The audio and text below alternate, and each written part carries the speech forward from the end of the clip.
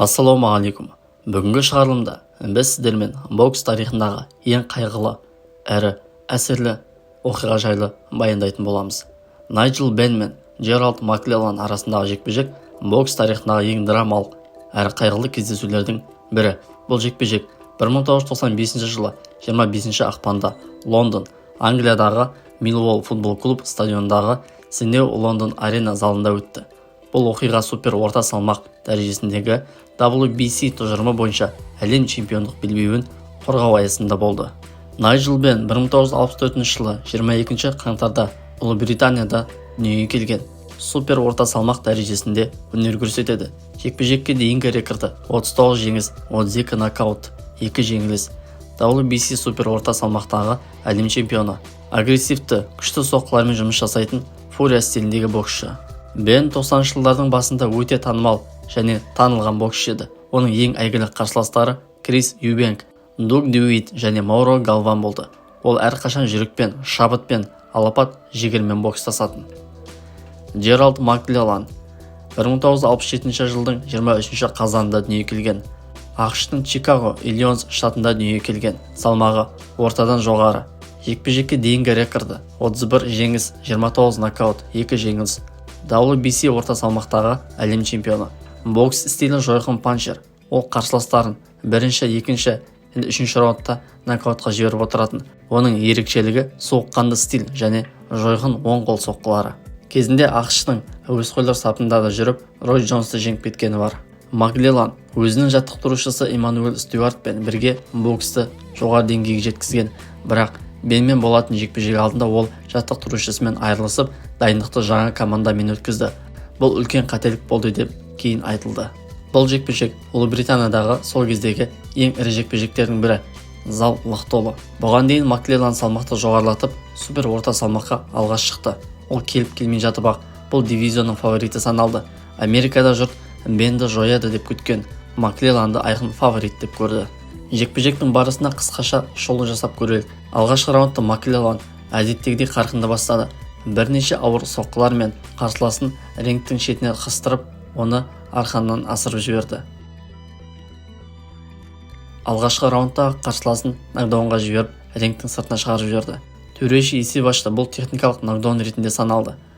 Бенн қайта оралды, шаршамай шабуылға шықты.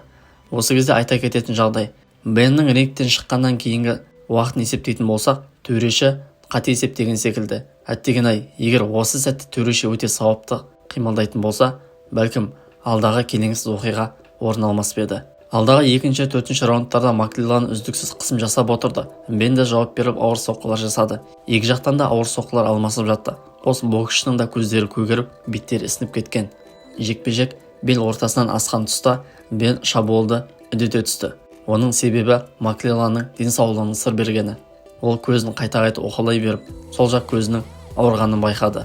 Бенн денеге бірнеше ауыр соққы беріп, Маклелланның тыныс алуын қиындатты және бастың арт жақ сүйегінен де бірнеше мәрте рұқсат етілмеген соққылар жасады.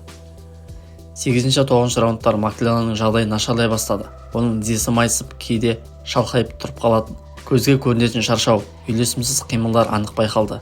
9 раундта Маклеллан бірінші рет тізерлеп отырды. Бұл оның карьерасындағы алғашқы нокдаун болды. 10 раунд Бенн шабуылды үдете түсті. Маклеллан тағы да тізерлеп отырды. Орнынан тұрғанымен денесін дірілдеп, көздері бұлыңғыр қарады. Бірнеше соққыдан соң тағы да тізерлеп отырды. Бұл жолы орнынан тұра алмады. Төреші Альфред Асаро жекпе-жекті тоқтатты. Бенн техникалық нокаутпен жеңіске жетті. Жекпе-жектен кейін Маклеллан өз бұрышына барып отыра қалды. Есінен танып, рингте құлап қалды. Жедел түрде ауруханаға жеткізілді. Дәрігерлер қойған диагноз миға қан құйылу, қатты неврологиялық жарақат. Операция сәтті өтті, дегенмен оның салдары ауыр болды. Құйрық қабілетінен айырылды, жартылай сал болды. Есту және сөйлеу қабілеті шектеулі, қозғалу мүмкіндігі шектеулі, мүгедек арбасына танылды. Жанында әрдайым қарындасы Лиза күтуші ретінде болды. Осы кезге дейін қарындасы өз өмірін құрбан етіп, ағасының жанында күтуші болып жүр. Сол жекпе-жектен кейінгі Маклелланға уәде етілген қомақты сума да берілмеді. Оның жары да, оның жанындағы достары да осы сәттен кейін оны бір сәтке тастап кетті. Жекпе-жек бүкіл әлемде шок тудырды. Адамдар бокс қауіпсіздігін, рефери мен дәрігердің әрекетін сынға алды. Кейіннен бұл оқиғаға арналған бірнеше деректі фильмдер шықты. Найджел Бен жекпе-жектен кейін қатты күйзеліске түсті. Ол бірнеше жыл бойы психологиялық көмекке жүгінді. Кейін Бен қайырымдылық шаралар ұйымдастырып, Маклелланның отбасына материалдық көмек көрсетті.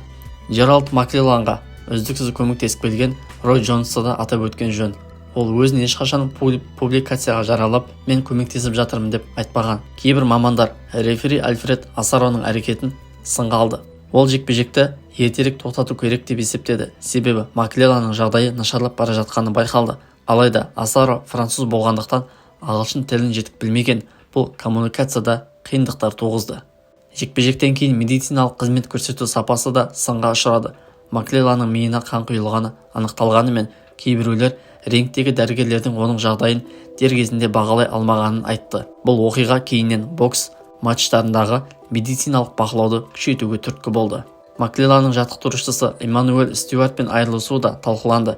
Кейбір мамандар бұл өзгеріс оның дайындық сапасына әсер еткенін және жекпе-жек барысында тактикалық қателіктерге әкелгенін атап өтті. Эммануэль диетаға өте қатал маман болатын. Маклелланға артық тағам жегізбей, тек қана дисциплинамен өсірген. Осындай қатаң тәртіптен кейін өзін еркінен сезіне бастаған. Жаттығуларын да бейжай өткізген Джеральд Маклеллан жекпе-жекке дайындықсыз келді десек те болады. Бұл жекпе-жек Ұлыбританияда боксқа деген көзқарасты қайта қарауға мәжбүр етті. Кейбір топтар бокста толықта тыйым салуды ұсынды, ал басқалары спорттағы қауіпсіздік шараларын күшейтуді талап етті. Жалпы қорытындылай келе, бокс қауымдастығына спортшылардың қауіпсіздігін қамтамасыз етудің маңыздылығын көрсетті. Бұл мамандардың пікірлері мен таңдаулары негізінде кейінгі жылдары бокс ережелері мен медициналық протоколдарда елеулі өзгерістер енгізілді. Джеральд Маклеллан болашағынан үлкен үміт күттіретін сол кездегі нокаутер боксшылардың бірі болатын. Осы жекпе-жекте жеңіске жеткеннен кейін оның келесі қарсыласы Рой Джонс болу керек еді. Оның келесі қарсыласы өзінің өмірі болды. Жекпе-жектен кейін шамамен 10 жылдан кейін Найджел Бен қайырымдылық акциясын ұйымдастырды. Жиналған қаражатты Джеральд Маклелланның отбасына жұмсады. Және сол жекпе-жектен кейін екеуі бір-бірімен алғаш рет кездесті. Өте әсерлі кездесу болды. Джеральд Маклеллан әпкесінен менің жанымда кім деп сұрады. Сонда ол сенің бұрынғы қарсыласың деді. Әлгі Лондондағы ма деп сұрады. Иә деді. Әпке ол менің өмірімді құртты ғой деді. Сонда Найджел Бен өз-өзін ұстай алмай көзінен жас алды. Әрине, барлығы да әдейі емес деп ойлаймыз, бірақ бұл тағдыр, бұл бокс. Бокс оңай спорт түрі емес. Осы жолда қаншама спортшы өзінің өмірін жоғалтты. Ал достар, осымен бұл шығарылымды аяқтаймын. Жеңісті күндерде жүздескенше. Осындай форматтағы шығарылымдар сіздерге ұнаса, лайк басып, комментарий қалдыра кетіңіздер.